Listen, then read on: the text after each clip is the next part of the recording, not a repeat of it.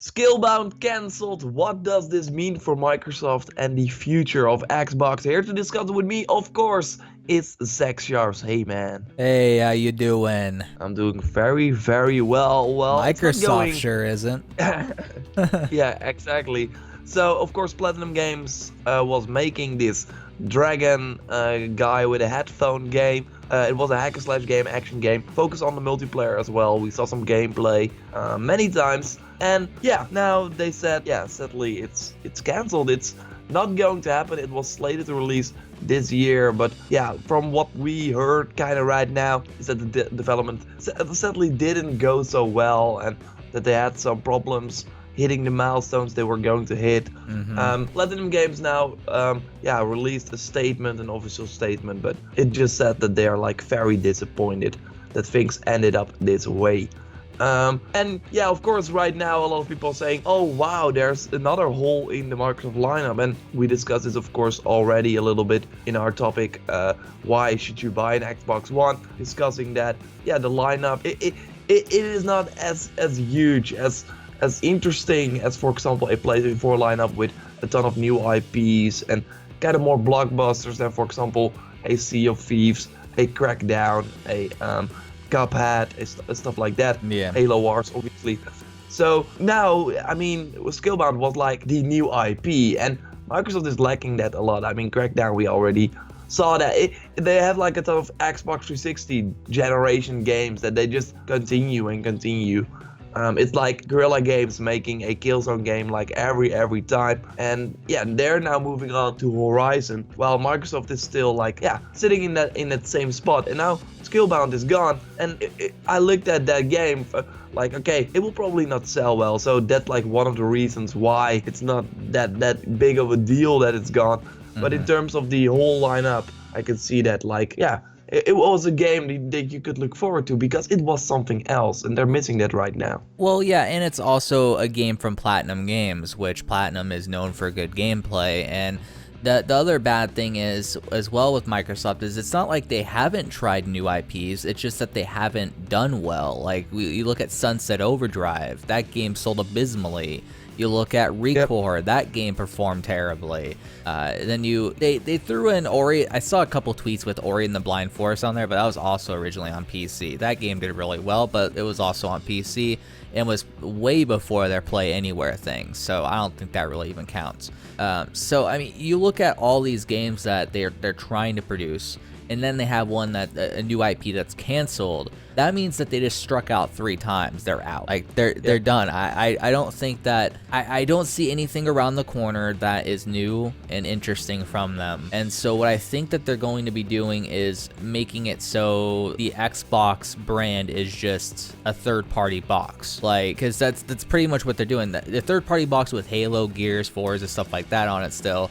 But I don't think they're going to be experimenting as much anymore, and if they do, it's going to be with indie developers that will also release their game on PC, aka Steam, as well, because indie developers know full and well that partnering up with Microsoft is not going to help them at all. They can just go to Steam, release their game. More than likely, Steam will generate more revenue for them than Microsoft will, and unless they're in need for extra cash, there's not really a need to suck up to Microsoft at that point. So they're really hurting to sort of bring new life into the Xbox brand, because it seems like they just want to keep regurgitating the old stuff because the new stuff just is not sticking. Yeah, but on the other hand, the old stuff like a Halo and Gears of War, it's not as huge as it was in the 360 era. When a Halo 3 launch, for example, people were taking days off. It was like a huge launch, and obviously maybe this also happened for the lost Halo game, but the impact was way less. And I think that that's also because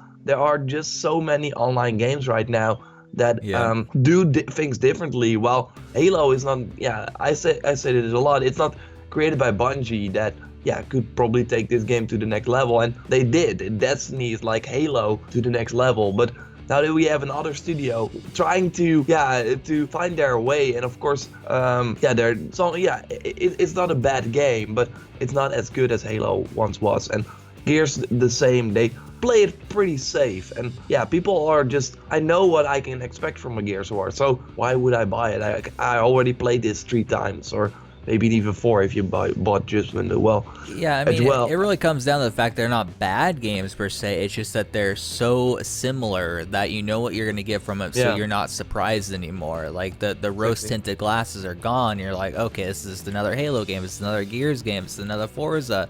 And I give Forza a little less than that because it seems like they do try and change things up all the time. But it's still just a racing game. You know, how many people really buy a console for that? Like, I'm sure Forza sells a lot, but it's like, is that going to move a ton of units? Because even myself, who's a massive Forza fan, I cannot at all find any interest to go into the Windows Store and purchase that game because it has the Windows Store tainting it. And then not only that, but why would I also buy an Xbox just for Forza? Like, it just makes no sense. That's like a $310 purchase because I'd have to buy the game and the Xbox, and then just have a freaking paperweight in my room.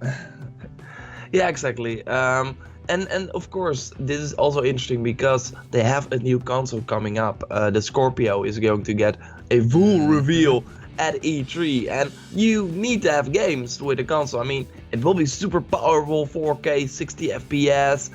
Maybe there will be VR support. That will be great. But if you look at the lineup, then what am I going to play on that system? Of course, it will be great for third-party games. They will probably look better than on the PS4 Pro. But still, yeah, you can buy a PS4 Pro for cheaper, and you also have games that you can play on a Scorpio. Well, it will, probably not really be the other way around. So that's what's also interesting, and I got some tweets here from Daniel Ahmed, and he's like a video game industry analyst that says some interesting stuff about Microsoft, and that they look to be moving to the service side of software. So that means that they release a game and then continue to develop for that game so that it stays on for a long time, not just a single player game that you then move away from. Because they're making some money from that.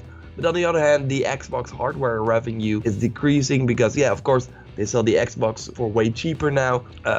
The margins are lower, so the overall growth is slowing down, while people are spending more on games and stuff like that.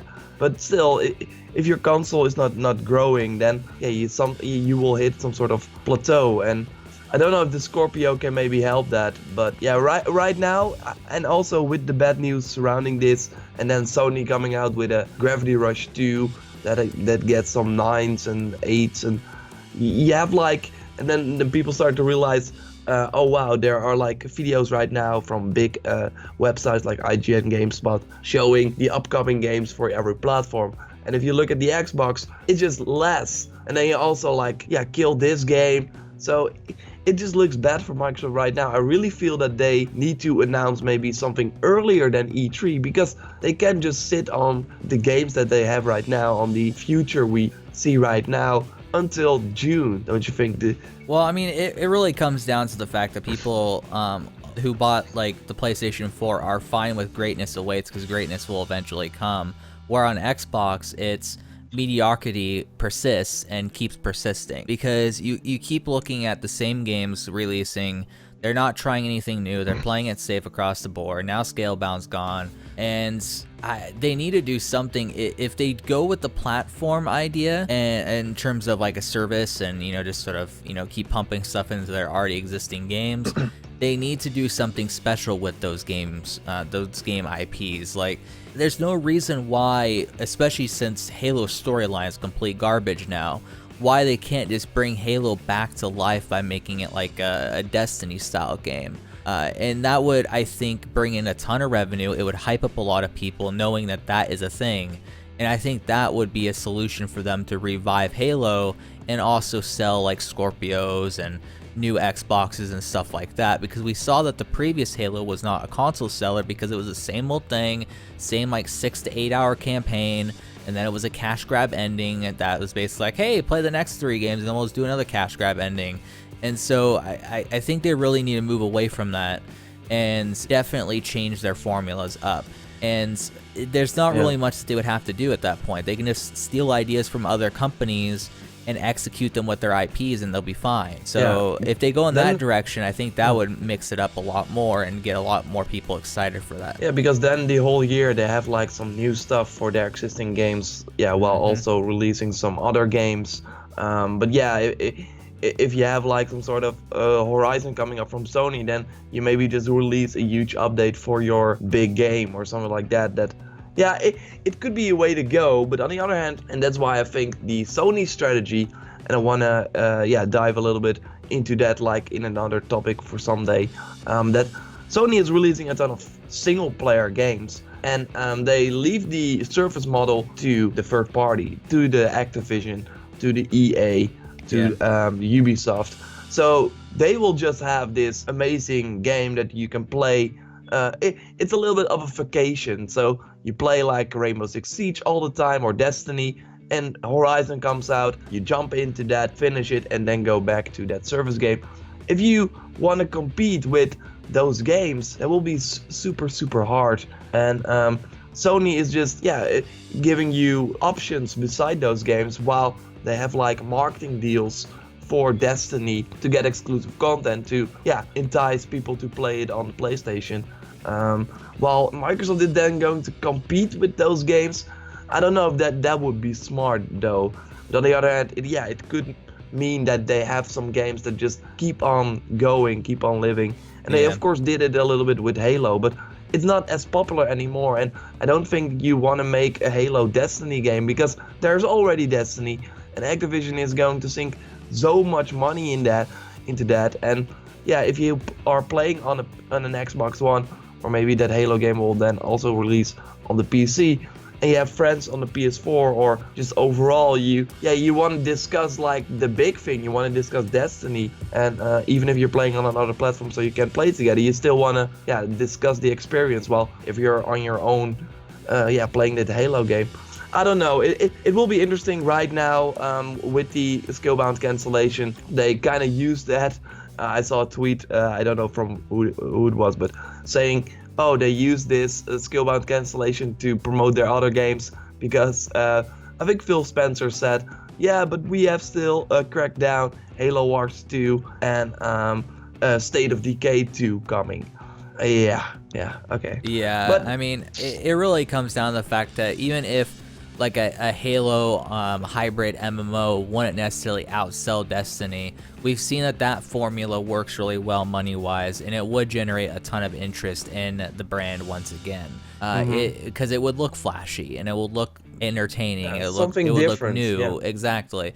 Now, when it really comes down to it, though, as far as like multiplayer versus single player, what should each of these companies focus on? I think that really the only tactic that Microsoft can feasibly do at this point, unless they want to just completely spend a ton of money and focus a lot of time and effort, they can really only go about doing multiplayer experiences, because multiplayer, at least from what I've seen, is a lot easier to execute in terms of ideas, in terms of money, and in terms of scope, where with a single player game, you have to focus a lot of effort on making it believable, making it really good, unless it just ends up being a mediocre experience that everyone forgets.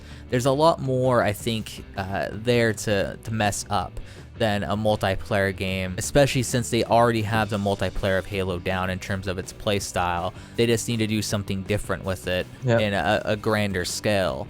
And they could do the same thing with Gears of War, like a third-person cover shooter, kind of like The Division. Just make it more Gears of War themed. That would be really neat. I would love to see a Gears of War themed sort of online game like that. That would be amazing. And so they have different IPs that would be intriguing in that setting. That would be intriguing if they do different things with them. The problem is, I don't think they will. I think they'll play it safe at E3. They'll show off something, from Halo Wars 2 or whatever, and some other games, Forza 7, and I think they'll just focus on the Scorpio. But when people go in the stores and they see the Scorpio with the Xbox lineup, and then they see the PlayStation 4 Pro with the PlayStation 4 lineup, even if certain games end up skipping 2017 altogether, that still is going to be more captivating for people to grab a PlayStation 4 Pro, seeing that there's more original experiences there than experiences that they had with the Xbox 360 just on a new system. And that's sad for me to say, because I love the Xbox 360. It was my favorite over the PlayStation 3 because the multiplayer experiences and the single player experiences synergized really well, and it was a really awesome console. But I mean, the PlayStation 3 had good stuff too, but it was overpriced for a long time, and then by the time that I cared and had the money to purchase one, the new systems were coming out, and then I also swapped to PC. So it sucks to see this happen, but that's what happens when a company coasts and doesn't try to do anything else besides coast. And that also is what happens to a company that isn't primarily focused in gaming, that's more primarily focused in software, and they just do gaming sort of pretty much on the side, and their stockholders are just down their throats saying, why are you guys still working on this? It makes money, sure, but it takes so much time, and the benefit isn't that great. They would rather all that effort be focused on like their enterprise systems and software systems and other systems that may net them more money over time. So it's a huge complicated mess with Microsoft, and I don't think this E3, the more we go towards it, especially now with Crackdown, I don't think they're going to be able to fix it with one E3. You mean Skillbound, right? Scalebound. What did I say? Did I say Crackdown? Yeah. Oh, my bad. No problem at all. No.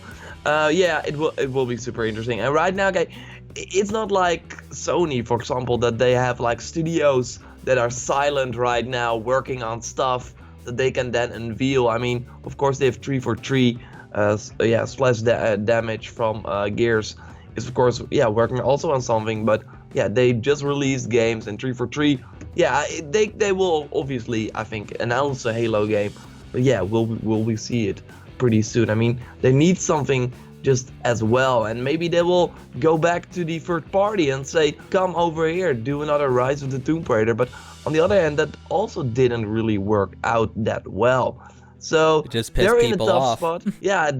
Exactly. And then they released it on the same day as Fallout 4, and that was just not a smart idea. So maybe if they get a nice partnership and then don't do something stupid, but still, it's like if you look at the grand, maybe they can do something with Minecraft. That's a huge franchise, of course, but will that be a Scorpio seller? Probably not, because the player base is mostly on the PC.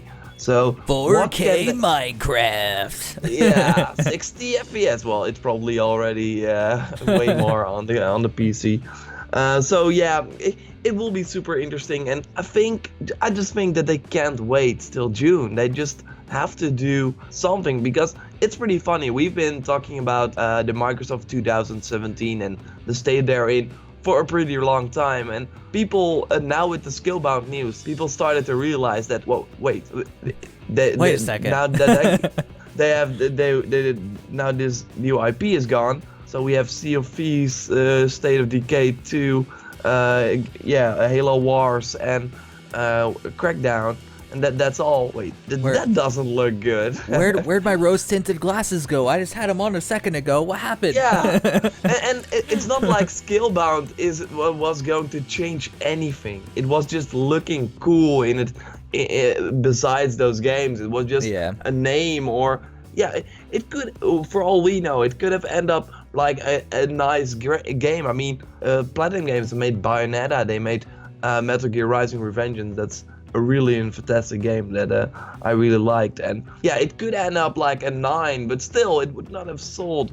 It would just be someone that people could point to and say, but they also have this game, and right now it's missing. But it doesn't really change that much for business from the business perspective. So it will be super interesting to watch even more. I mean, we already talked about this. If we had to choose like one platform, I mean, the Nintendo will do its own thing. PlayStation will just release, hopefully steady, release some of the upcoming games.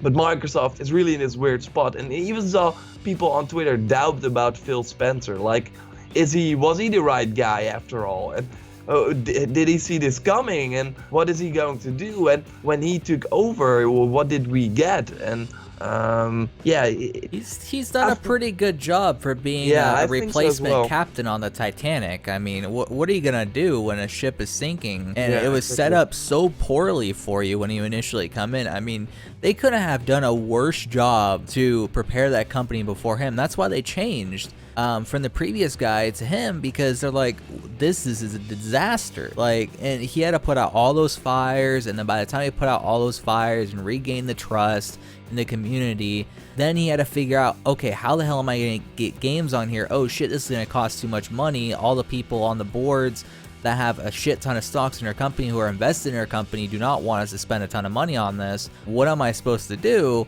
And he was left with basically just trying to regurgitate the same stuff. And then they tried some new things, but they didn't stick, even from, you know, good developers. And like Sunset Overdrive was from Insomniac, correct? Right? Exactly, and it's still my favorite game of the generation. And it didn't do well, and you know, now they have Sea of Thieves coming out. That's not going to do well at all. I can guarantee it.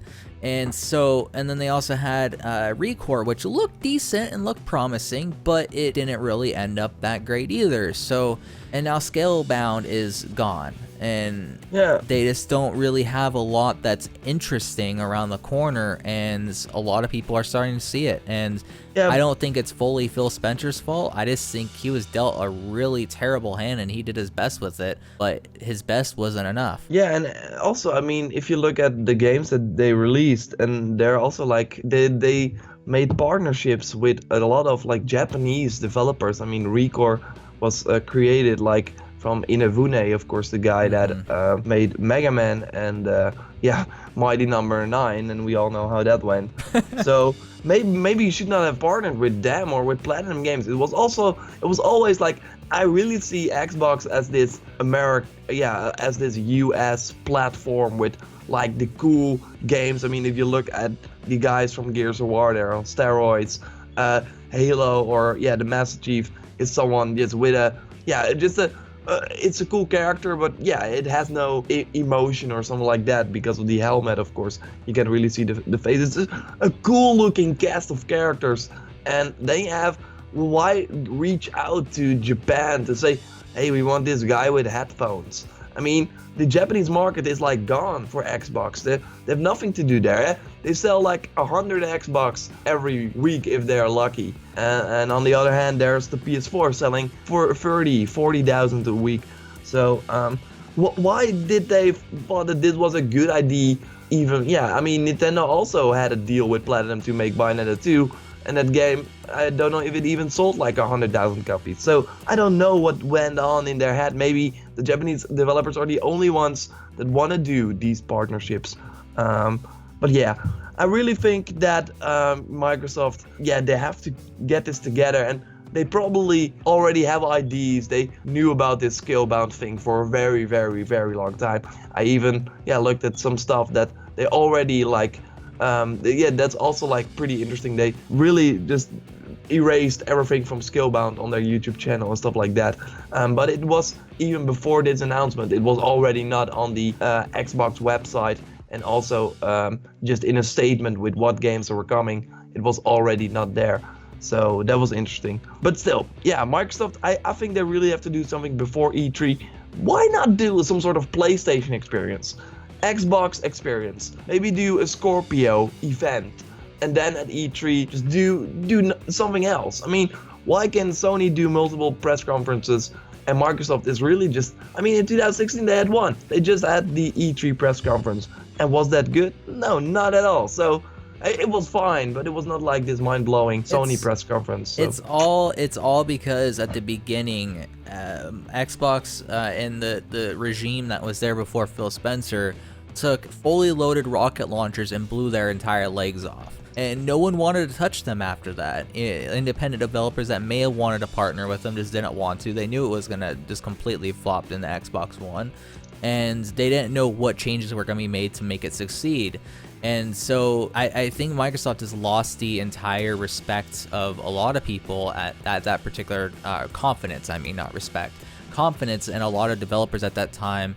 So they all just flocked to Sony, including Bungie, and because of that, those partnerships that Sony made, and of course Bungie, it's not like exclusive, but it still allows them to sort of flaunt all their games as their, their brand, and show it off in trailers with their branding and all that stuff.